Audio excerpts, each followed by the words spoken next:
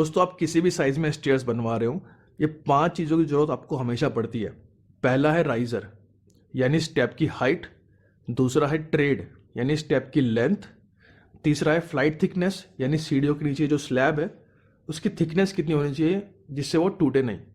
चौथा है step width यानी स्टेप की विड्थ कितनी होनी चाहिए जिससे आपको ऊपर आने जाने में दिक्कत ना हो।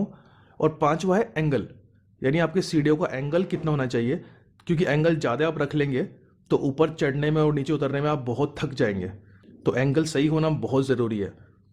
दोस्तों स्टार्ट करते हैं राइज़र के साथ। मैंने अपनी पिछली वीडियोस में दोस्तों बताया कि राइज़र के डिफ़ॉल्ट साइज़ आप 6 इंच रखें, क्योंकि घर के अंदर बुजुर्ग लोग होते हैं, बीमार महिला होती है, तो उसको नीचे से ऊपर चढ़ने में बहुत परेशानी होगी। बट क्योंकि स्पेस हमारे पास 5x7 है और ये बहुत ही कम स्पेस है और स्लैब हाइट हमारी 10 फिट है, 1 फिट में होते हैं 12 इंच, तो 10 फिट में होंगे 120 इंच। अब दोस्तों एलिवेशन हाइट है हमारे पास 120 इंच और स्पेस सिर्फ 5x7, तो हमें राइजर यहाँ पर 7.5 इंच रखना होगा।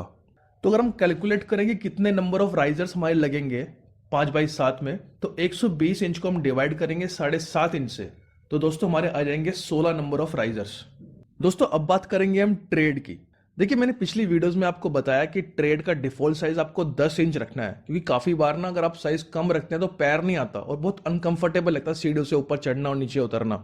बट क्योंकि हमारे पास अभी जगह 5x7 फिट है, तो हम ट्रेड यहाँ पर रखेंगे दोस्तों 9 इंच। और नंबर ऑफ ट्रेड निकालने का बहुत ही आसान फॉर्मूला है, राइजर -1।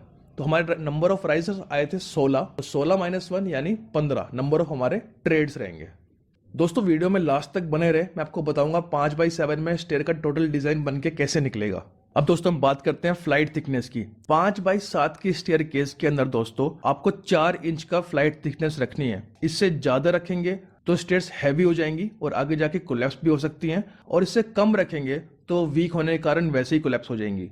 तो फ्लाइट की थिकनेस आपको 4 इंच रखनी है, इससे ज्यादा नहीं।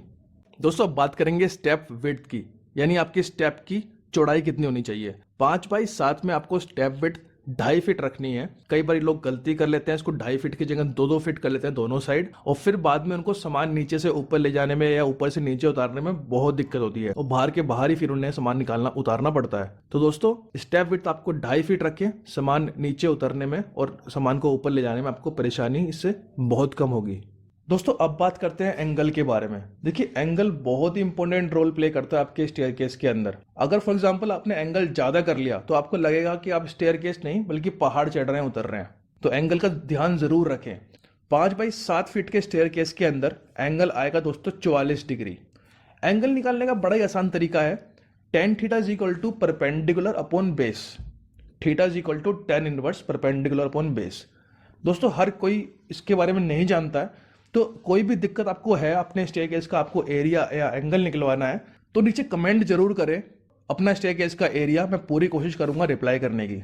चलिए दोस्तों देखते हैं हमारा स्टेयरकेस कैसे बन के निकला है। इसमें दोस्तों स्टार्टिंग के 4.5 फीट में मैंने 6 स्टेप्स रखे हैं 9-9 इंच के, और उसके बाद 2.5 फीट में लैंडिंग स्टेप है जिसको मैंने 4 हिस्से में बांटा है। तो 2.5 फीट का दोस्तों मैंने इसलिए रखा है ताकि आपको घूमने में ऊपर दिक्कत ना हो, नीचे से ऊपर सामान लेके जा रहे हैं तो आराम से आप लेके आ सके, तो इनफ स्पेस उसके लिए रहना चाहिए।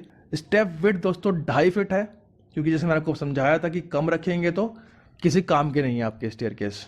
और इसके बाद लैंडिंग स्टेप से ऊपर चढ़ते हुए 5 स्टेप्स और हैं, 11, 12, 13, 14, 15, और उसके बाद आपका स्लैब आ जाएगा जहां जाके आपका स्टेयरकेस कनेक्ट हो जाएगा आपके स्लैब से। अब जो दोस्तों लैंडिंग स्टेप में 7, 8, 9, 10 हैं वो कुछ इस तरह से दिखेंगे। तो दोस्तों आपको समझाने के लिए मैंने ये बनाया है कि 7, 8, 9, 10 बन के कैसे निकलेंगे।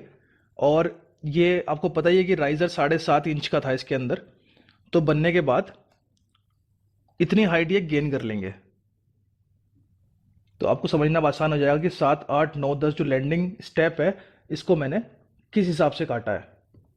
दोस्तों वीडियो अगर आपको समझ में आई और अच्छी लगे तो जरूर लाइक करें, कमेंट करें कोई भी आपका क्वेश्चन हो, और चैनल को सब्सक्राइब करें। दोस्तों अगर आप अपने घर का नक्शा बनाना चाहते हैं तो